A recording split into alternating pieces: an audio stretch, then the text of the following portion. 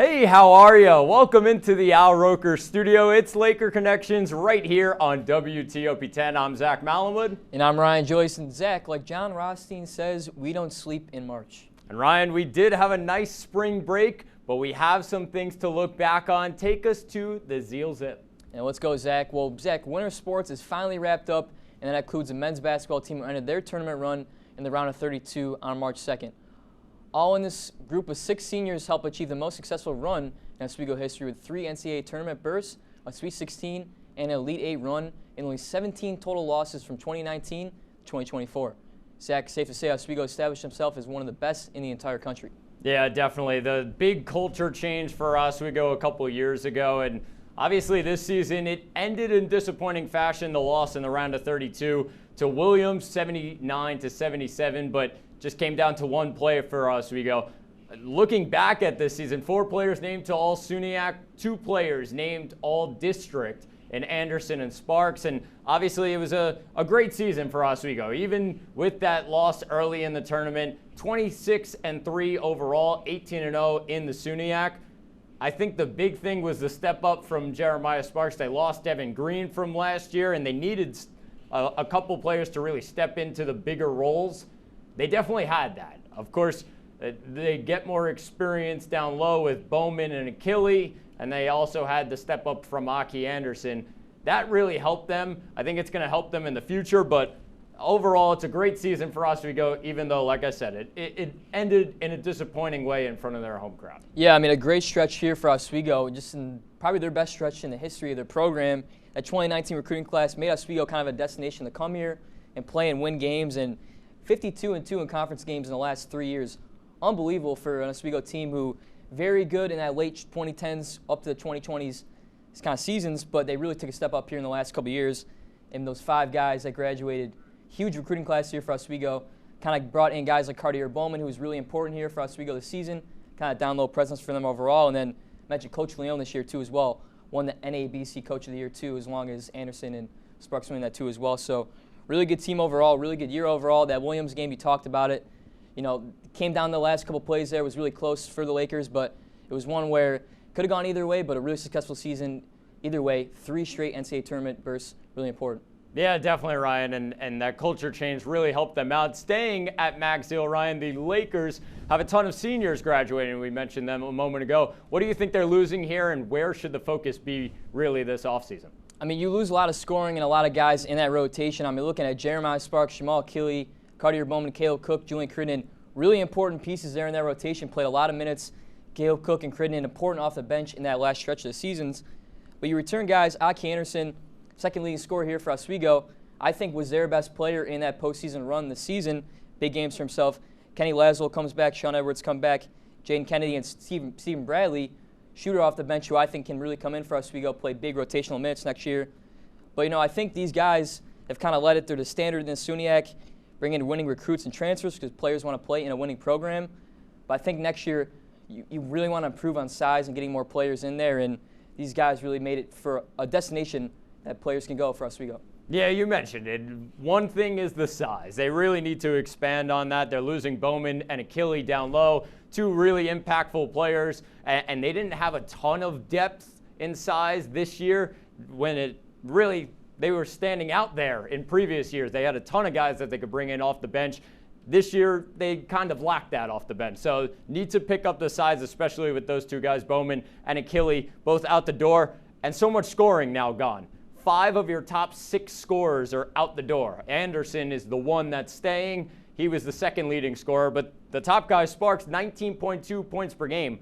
That's a big role to really take on for whoever it is, a new guy coming in or just Anderson taking a step up. Although you would love if Anderson could average 25 a game for this team, you just need more than that. Secondary scoring is going to be huge for the Lakers. Stephen Bradley is a name that you brought up. He could definitely take a step up, but work in the transfer portal and recruiting-wise, they definitely need to work on it. We're going to take a quick break here on Laker Connections. When we come back, we'll take a trip to Laker Turf Fest. Spring sports are officially here. Stay tuned on WTOP 10. Would you like to try snacks from faraway lands? Or snacks with bizarre flavors? How about snacks in new ways? or snacks you've never tried before. You don't have to go far to find these snacks. They can all be found here at Snacks on West 1st Street.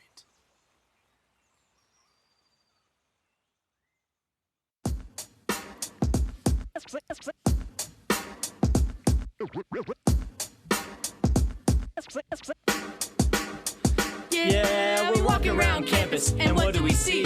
All these clubs are looking. They're looking for me. There's hockey, There's improv, so much to see. So let's go try them out and see how they be. Come on and please watch. Our embarrassments free. Tune in to Amateurs on WTOP. Happy Friday, Lakers, and another beautiful day here in Oswego, New York. I'm DJ Don Perone, and I'm happy that you're starting your weekend off right listening to WNYO 88.9 FM, the Laker Radio Network. I said, darling, can you see? There's no room for us. There's no room. Now our lives are changing. Promises keep slipping. And I always knew it wasn't you. It wasn't you. Now our lives are changing. Promises keep slipping. And I always knew it wasn't you. It wasn't you. Welcome back to Laker Connections, the main source for Oswego sports right here on WTOP 10. Well, Zach, games in the Max Zeal and Deb are over, so now we turn our attention to the games and teams playing over on the turf in the fields across the 104. Zach, let's start off with some lacrosse. Yeah, let's do it, Ryan. It's men's lacrosse where we start, coming off a very solid SUNYAC season 1 year ago. The Lakers were 5-2 in conference. However, they've lost their top scorer in Gavin Elston.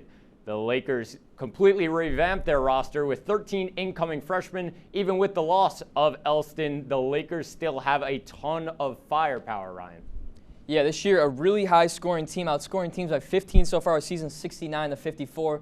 A lot of guys coming back here for Oswego. Corey O'Connor, Liam Sexton, and then Garrett Elston, who's a younger brother, the freshman here for the Lakers. So far this season has 10 goals. Really good so far this season. They lose their main guy, Aiden Kenyon, last year, the guy in the net there for the Lakers, but Seamus Hand done a great job so far this year. Won a Defensive Player of the Week award in the SUNYAC, and 2 of the last 3 games has let up under 5 goals for his playing. So I think for Oswego, they have a really good team here so far. Andrew Daly, a guy his second year with the program, kind of vamping what he wants for his program to look like, a really high-scoring offense here for the team, and over 7 goals in all games this season. They're a team that can get it going scoring quickly. But I think defense will be a concern because they lose their first 3 and they win their last 3.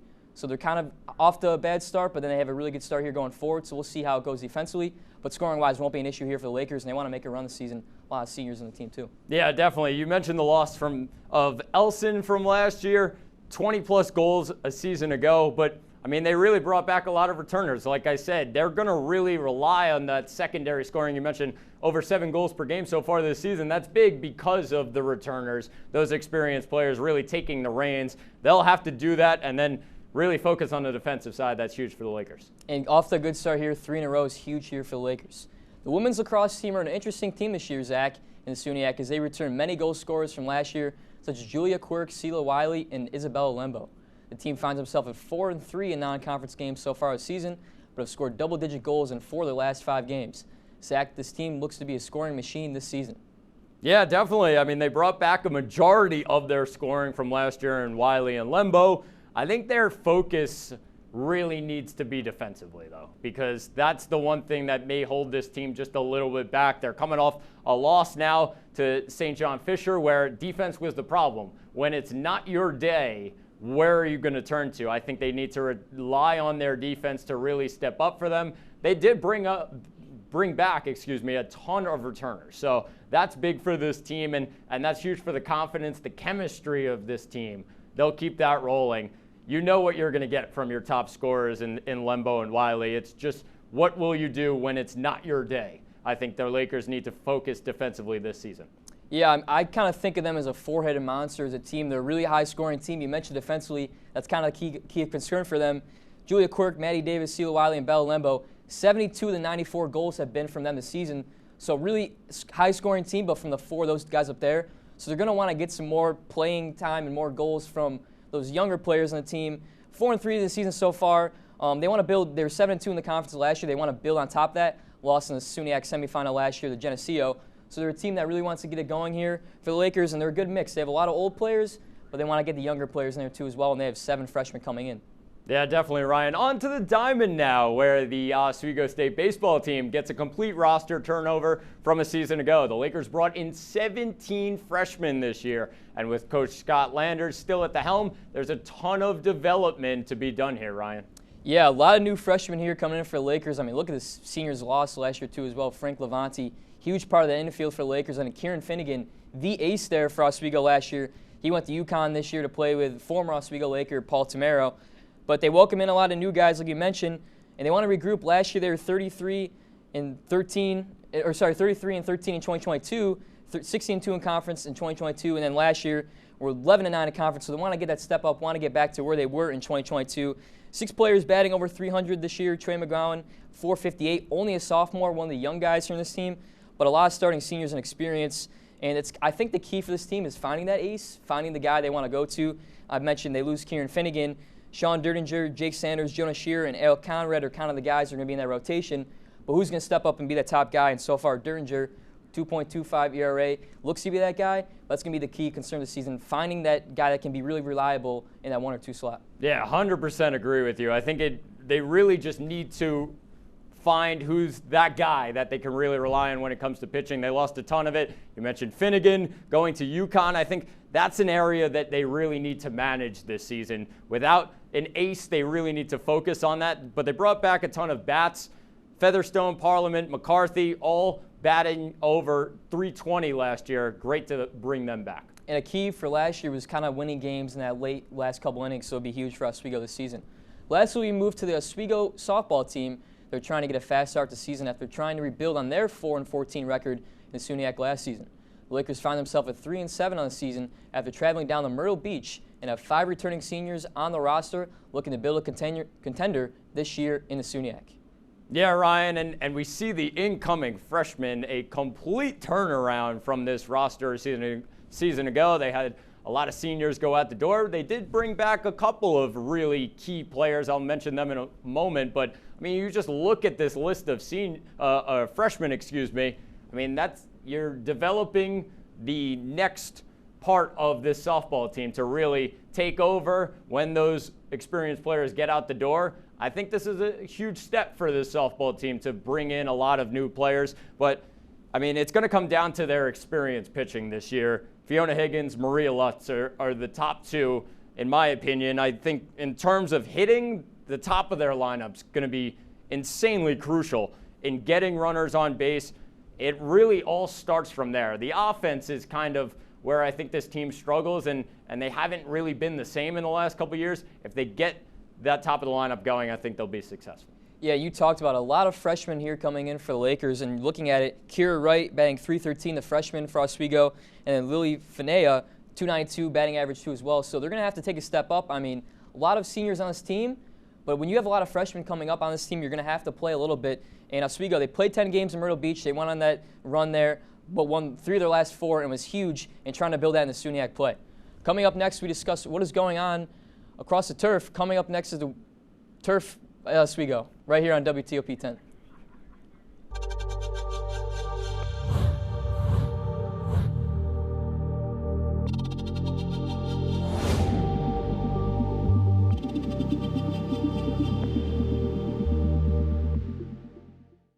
Say, President Stanley, whenever there's bad weather, who would you turn to? I'd turn to Storm Team 10. No, but you've got to say it like this. Storm Team 10. Say it with me.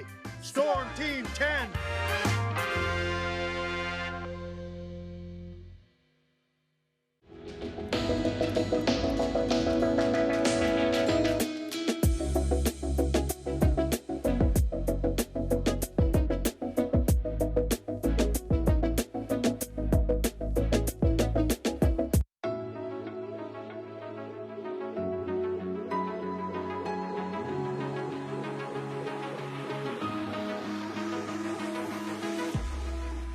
Roll it.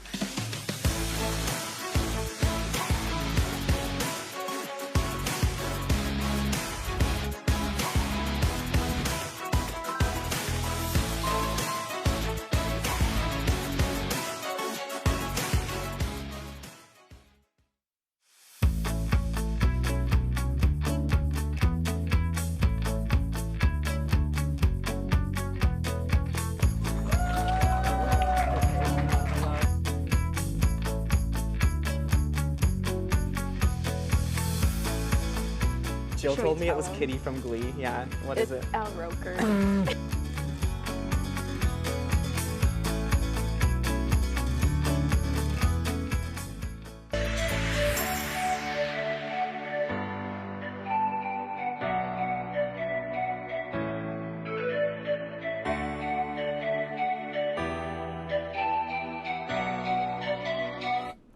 Welcome back to Laker Connections on WTOP 10.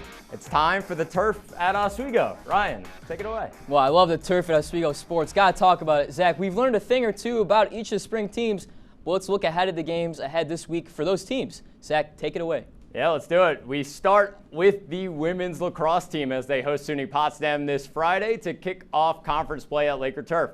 The Lakers come into this one having won 3 of their last 4, while also working on a 7-game win streak against the Bears. But you can't count out this Potsdam team, Ryan, who have been red hot to start this year. They've had a great start to the year here so far. Looking at the team comparisons, 2 teams, good winning records so far this season.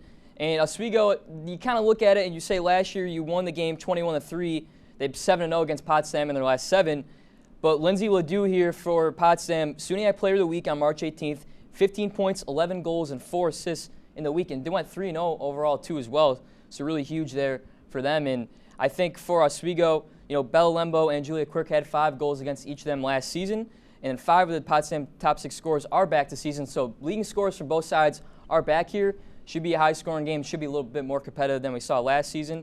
And for Potsdam, they're a much-improved team. Got better at the midfielder position, which is what they were missing last year. So huge here game for the Lakers and Potsdam. Kind of keep it going in the season. Yeah, I mean, Potsdam with 3 solid wins recently. Oswego coming off of a bad loss to St. John Fisher. I think the momentum could end up being on Potsdam's side coming into this one. I think the Lakers, their focus needs to be offensively. They're going up against a team you just saw just a moment ago that allows more shots than they take. Lakers need to take advantage of that, as Potsdam will probably look more towards the counterattack. I think get to that quick attack here for the Lakers is going to be a big thing here, Zach. Moving to the men's side, where the lacrosse team will play back-to-back days for Brockport on Friday at 4 p.m. Oswego will look to keep their 3-game winning streak going and will try to beat Brockport after losing them last season. Zach, this is one Oswego wants to keep going forward for momentum. Yeah, definitely. Looking at this, I mean, the Lakers absolutely trouncing their opponents when it comes to shots. A 6-shot advantage there, and Brockport, it just has not been the start to the season for the Golden Eagles what they would have wanted. I mean, 34.5 shots average, but I mean, their opponents are just peppering their goal with shots. 1-5 on the year. They're looking for a bounce back. I think it's maybe a get-right game here for us. We go a team that they can take advantage of in Brockport. Brockport really have struggled to start the year. Lakers always are really the aggressors. They're looking for more shots than their opponents most of the time. Yeah, and for the Lakers, I mean, you win a couple in a row. You go on a good win streak here, and Brockport 1-5 in the season so far, not looking great, but they did beat Oswego last year, Zach, 9-8, which is huge for Brockport on the season. Not great, but they get that home win against Oswego, which is huge. Jackson Warden, underrated star there for Brockport, didn't play much last year. 11 goals on the season so far this year. Huge there for Brockport to beat Oswego.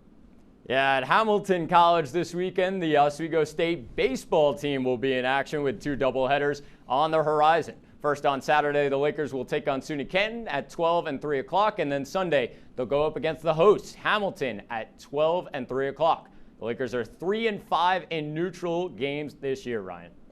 And for the Lakers, 2 teams that they haven't played too much recently. Oswego 6-0 all-time versus Canton. First time playing them since 2019.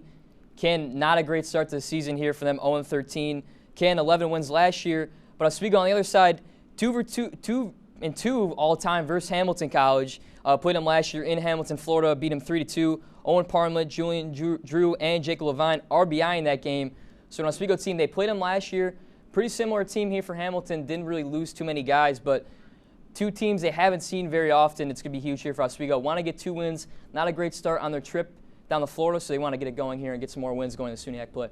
Yeah, the one thing that stood out to me was Hamilton's batting average, .353. I mean, really, really strong. Something we talked about with the Lakers just a moment ago was losing that pitching from a season ago. They need to really lock in and handle those bats from Hamilton. But two teams who are over 6 in ERA, they should rely heavily on their bats here. The Lakers should. But that's all for the week ahead. When we come back, Ryan and myself will battle it out on this week's edition of Laker Showdown. This is Laker Connections on WTOP 10. Hey there, I'm Al Roker, class of 76. Yes, way back in 76. Back when the earth was cooling. You're watching WTOP.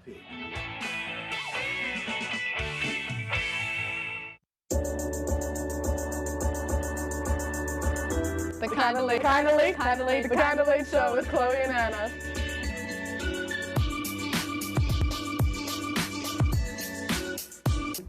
Like licorice, Twizzlers, absolutely nasty. The thought of turkey is just nauseating. I think you're wrong, is what I think. You think I'm wrong a lot of times. I do think you're wrong a lot. When you look at the number of disasters in the U.S., chances are every area will deal with some kind of emergency in the next decade. And between school, sports, and social lives, chances are you won't be with your kids when it happens. Will they know what to do? Ready.gov/kids has the educational tools and information to make the conversation easy. When the time comes, chances are they'll feel prepared, not scared. So talk with your family today.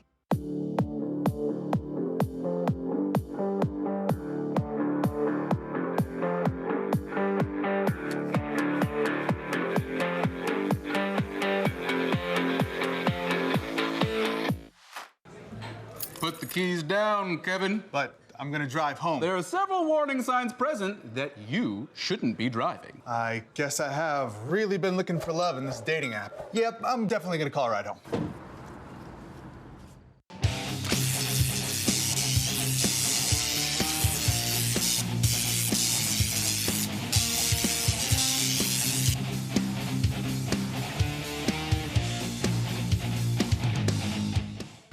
And welcome back to Laker Connections. I'm your moderator, Matt Sharamita, and it's now time for everyone's favorite segment, Laker Showdown. For those of you who don't know the rules, that's pretty simple. Zach and Ryan, the two guys that know how to yap the most, they'll have about 30 seconds each to answer 3 questions that I ask. Let's get things started here.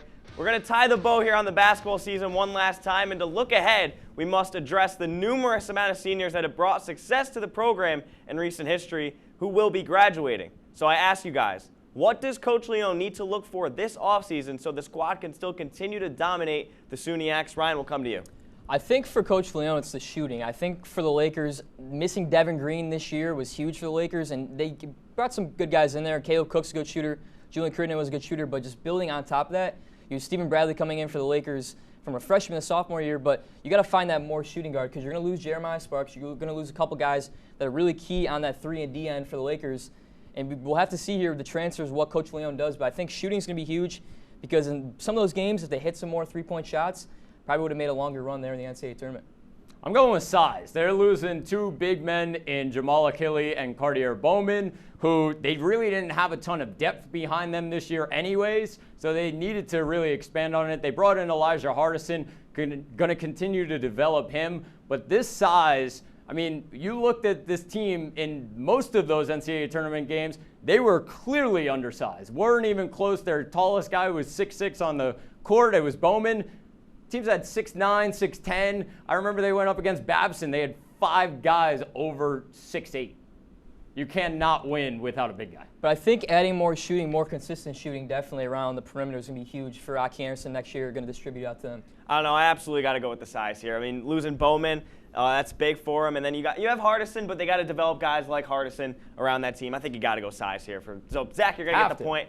We're going to move on, though, to spring sports, officially on the startup. And some teams, they're off to a hot start. Some teams, they're not. But with conference play beginning soon, I ask you guys, which team has the best odds of making a deep push for the SUNYAC title? Zach, coming to you. Oh, we're going with the baseball team. I know they lost a lot, and they lost a lot of pitching, but I feel like because they brought so many bats back, I think they're going to be in a okay spot. I think if you can continue to bring up runs, I mean, it takes a lot of pressure off of your pitching, even if they're struggling there. I think, yes, they're going to have to work to find an ace. We brought that up before, but these bats, they're experienced. A lot of guys that bat over 320, I think they'll be in good shape. I don't know. I think I'm going to go with the four-headed monster we were talking about with the Oswego State women's lacrosse team. Really huge so far this season, score a lot, and they made a run last year. They've been in those deep positions. Oswego, they bring in a lot of guys in there. You mentioned a lot of freshmen coming in, a couple transfers coming in too as well. They hadn't played in that winning situation in 2022. So an Oswego team, they had success last year, made it to that SUNYAC semifinal. They have a lot of players. They can score a lot. If they get that defense locked down, they can definitely make a SUNYAC final run, and I think a lot of experience going to matter here huge for the Lakers. You need to score runs. You do need to score runs. You hope they do it this year. They haven't so far. I'm going with women's lax. They have not looked good this or preseason. It's got to be women's lax. It's 1-1. It's 1-1. We got a lot of games. All right. We can't talk about titles in March, not bring up the largest dance in college hoops, excluding the obvious seeds. I'm going to ask you guys, who has the best chance of cutting down the nets and bringing home a national title in this year's March Madness tournament? Ryan, coming to you. It's got to be Tennessee. Tennessee's my team. They are a grind team. They get players down defensively. Vescovi, Dalton Connect are really good players overall. I think Dalton Connect really up there for one of the player of the years too as well. I think he's due for a big tournament, and they have a really good defensive team going to grind teams down, low-scoring games. If they get scoring and they can score a lot in this tournament, they've looked pretty good here against St. Peter's tonight, so we'll see. But I think they're a really good team, and they can make a huge run for the tournament. No, it's Iowa State. It's Iowa State. I mean, they knocked off Houston by 30 in the Big 12 championship Struggled a little game. bit today, but yeah. Okay, but they still managed to get the job done. It's all about defense, just hard-nosed, and they literally gave Houston a taste of their own medicine. Just pound away on the defensive side, completely shut the door on them and blew them out. I think they could do that to almost any team in the nation. I'm locked in on Iowa State. I think we're excluding the one seeds in this situation. Iowa State, watch out for them. They go up against UConn in the Elite Eight. Not an easy matchup for the Huskies. I think that could be a struggle spot there. This team is so good defensively. And one guy, Taman Lipsey, remember the name. He's going to be a pro one day. I just think Tennessee's a better scoring team. We talk about defense. Tennessee's a better scoring team there, Matt. And I think that, you know, a guy like Ziegler for Tennessee is going to have a huge tournament. I'm just going to throw it out there. It's my prediction. I think they're going to make a big run, and they're going to win the whole thing. Is that why Tennessee put up like 40 in the SEC championship game? Because of their scoring? Yeah, but they can, I mean, it's a tournament, man. Switch the tide. I've seen them score 90 points multiple times this season. I don't know. You're talking about one game. Yeah, that's true, but Rick Barnes in March, man. They beat Houston one time, and you think they're going to win the whole thing. They're a good defensive team. They got a but shot, Tennessee's man. a really good scoring team, and each game it changes, but Tennessee, high-scoring team, they can figure it out, and they can kind of play in any game they need to in this tournament. I don't know. Low-scoring game, Rick high-scoring Barnes game, in shut March, people down. I'm going to keep hanging on to it. It always ends up in disaster. Sorry, Tennessee fans. But, I mean, Iowa State, they're on a run this year. They got like 5 guys that they really rely on and then 4 guys on the bench that they come in. They got a great rotation. I actually think you guys are both wrong. It's going to be Auburn taking it all this year. Wow. I brought the shirt to prove it. Well, until UConn knocks them off in the Sweet 16. Until UConn knocks them out, that's all right. I'm rolling with the Tigers. Ryan, it's not your day today, buddy. Yeah, let's go. We're going to take Zach with this one. Come on. I don't mind. Go Cyclones. We should talk more turf sports. That's not what I won. Turf at Oswego. Turf at Oswego. Oh, man. I would have won that one, but we got some good sports this weekend. Yeah. Obviously, some home games for the team, so should be a good weekend for them. Games move from Saturday to Friday tomorrow, Yeah. so 1 o'clock game, 4 o'clock game, so 2 big lacrosse games here. Yeah, definitely. So tune in for those, definitely. Yeah. But that'll do it for this episode of Laker Connections. It's March Madness, everyone. Thanks for tuning in, and have a good night.